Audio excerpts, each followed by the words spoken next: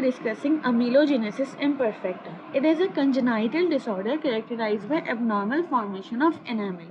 ठीक है, ये ऑटोसोमल रिसेसिव भी हो सकता है और ऑटोसोमल डोमिनेंट भी हो सकता है, ऑल्सो एक्स लिंक्ड भी. ठीक है, अमेलोजेनेसिस इम्परफेक्टा से पहले हमें देखना होगा एनामल कैसे बनता है. एनामल 3 स्टेज से बनता है. सबसे पहले आता है formative stage, then calcification stage, then maturation stage.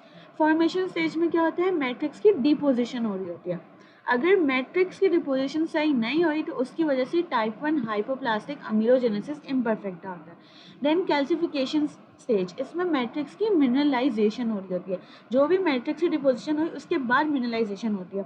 अगर कैल्सिफिकेशन स्टेज में कोई मसला हुआ तो वहाँ पे होती है टाइप 3 हाइपो कैल्सिफिकेशन, मतलब मैट्रिक्स तो बन गया लेकिन कैल्सिफिकेशन नहीं हो रही होती. देन लास्ट में मैचुरेशन स्टेज होती है, इसमें मैट्रिक्स की मैचुरेशन हो रही होती है. ठीक है, अगर मैचुरेशन स्टेज में कुछ मसला हुआ तो हमारे पास होता है टाइप 3 हाइपो मैचुरेशन अमेलोजेनेसिस इम्परफेक्टा. सबसे पहले देखते हैं टाइप 1 हाइपोप्लास्टिक अमेलोजेनेसिस इम्परफेक्टा. इसमें क्या होता है, एनामल की डिपोजिशन सही नहीं हो रही होती है.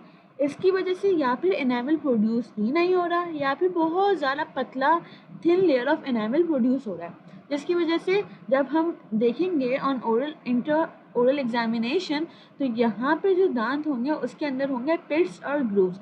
यहाँ पे नज़र आ रहे हैं पिट्स और ग्रूव, और ये लेटर वहाँ पे स्टेनिंग हो जाती है. इसको बोलते हैं hypoplastic amelogenesis imperfecta. Then we have hypocalcification amelogenesis imperfecta. इसमें क्या होता है, हमारे पास कि एनामल जो होता है फॉर्म तो हो जाता है लेकिन उसमें कैल्सिफिकेशन नहीं होती है.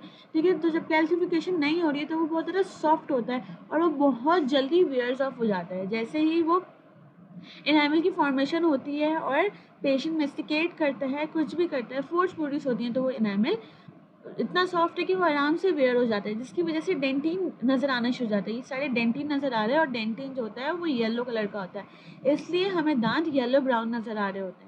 ठीक है, फिर हमारे पास आता है टाइप 3 हाइपो मैचुरेशन अमेलोजेनेसिस इम्परफेक्टा. इसमें क्या होता है, डिपोजिशन और मिनरलाइजेशन तो सही होती है लेकिन मैचुरेशन नहीं होती. जब मैचुरेशन सही नहीं होती दांत हमें कैसे नज़र आएंगे, क्लाउडी और मोटेल. यहाँ पे पूरे क्लाउडी और जगह जगह ब्राउन स्पॉट नज़र आ रहे हैं. ठीक है, जिसको हम लोग स्नो कैप अपीयरेंस ही कहते हैं. अच्छा, अब इसका ट्रीटमेंट क्या होता है. अब बेसिकली एनामल ही प्रोड्यूस नहीं हो रहा तो हम लोग क्या कर सकते हैं, एनामल में कोई भी मसला हुआ तो 3 हमारे पास ऑप्शन होते हैं. सबसे पहले हम लोग क्या कर सकते हैं, वीनियर्स लगा सकते हैं. ठीक है, जिसकी वजह से एस्थेटिकली पेशेंट को ठीक हो जाएगा. फिर क्राउन लगा सकते हैं अगर वो बहुत ज़्यादा डैमेज हुआ हुआ है, या फिर हम लोग डेंचर भी दे सकते हैं पेशेंट को.